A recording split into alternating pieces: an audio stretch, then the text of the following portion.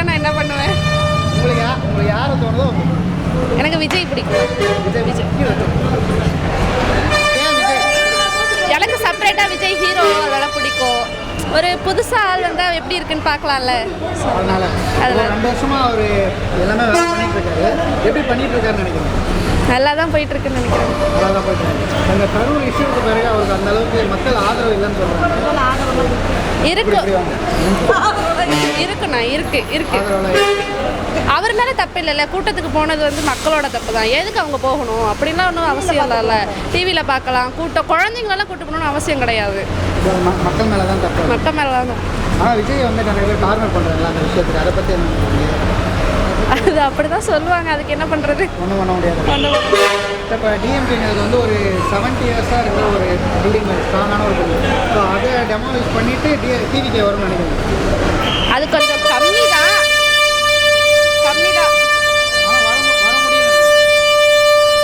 கொஞ்சம் கம்மி தான். இந்த எலெக்ஷன் முடியாது. இந்த எலெக்ஷன் தெரியல. விஜய் வேணா பெட்டராக இருக்கும். மாற்றம் வேணும். அவங்களே இருக்காங்கல்ல. ஸோ இவங்க வந்து எப்படி இருக்காங்கன்னு பார்க்கலாம் அப்படின்னு. இப்போ 4 வருஷமாக டிஎம்கேவோட ஆட்சி நடந்துட்டு இருக்கு. எப்படி இருக்குன்னு நினைக்கிறீங்க? நல்லா தானே இருக்கு. நல்லா தான் இருக்கு. எல்லா விஷயத்துலையும் நல்லா தான் இருக்கு. எல்லாமே நல்லா தான் இருக்கு. நிறைய பேருக்கு வேலை கிடச்சிருக்கு. கோயிலெலாம் நிறைய திருப்பணி நடந்திருக்கு. நல்லா தான் இருக்கு. இதில் வந்து பார்த்தீங்கன்னா இப்போ திருப்பரங்குன்றத்தில் ஒரு இஷ்யூ ஆயிடுச்சு. ஸோ அதில் விஜய் வாயை தேவை பேசலை அப்படின்னு சொல்லிட்டு ஒரு இது சொல்கிறாங்க. ஆனால் டிஎம்கே வந்து நல்லா அதில் செயல்பட்டாங்க. அந்த பிரச்சனையை கையாண்டது.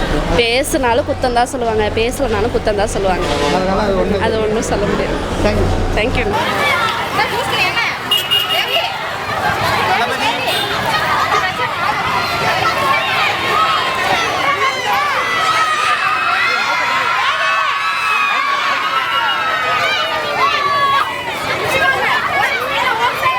கோவாத பின்னாடி போகணும்.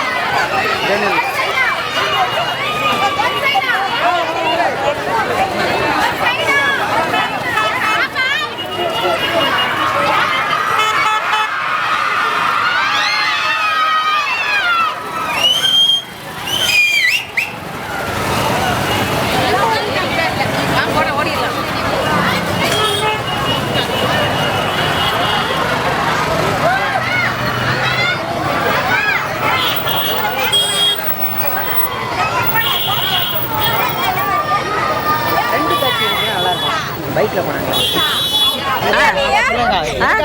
வெயிட் பண்ணுறீங்க? விஜய் ரசிகருங்க நாங்கள். விஜய் எங்கள் பிள்ளைங்க. அதனால அவரை பார்க்கறதுக்காக நாங்கள் நிற்கிறோம். அவரோட குழந்தைங்க, தங்கச்சிங்க, அக்கா, தம்பி மாருங்க, அண்ணன் மாருங்க எல்லாம் நிற்கிறோம். அதனால விஜய் நாங்கள் பார்க்கணுன்னு நிற்கிறோம். இப்போ எவ்வளோ நேரமாக இங்கே நிற்கிறீங்க? 2 மணி நேரமாக நிற்கிறோம். விஜய் வர்றதுக்கே இன்னும் 2 மணி நேரம் ஆகும் சொல்கிறாங்க. எப்படி வந்தாலும் சரி அவரை கொஞ்ச நேரம் பார்த்துட்டே போகலாம். எதனால விஜய் பார்க்குறோம்? ஏதோ அவர் சினிமாவில் நடிக்கிற ஆசைக்கு அந்த ஆர்வத்தில் நாங்களும் பார்க்கலான்ட்டு நிற்கிறோம். அதான் டெய்லி டிவியில் பார்க்குறீங்களா? அப்புறம் டிவியில் பார்க்கறதோட நேரில் பார்க்கறது எப்படி இருக்கும்? நல்லா இருக்கும்ல பையனை.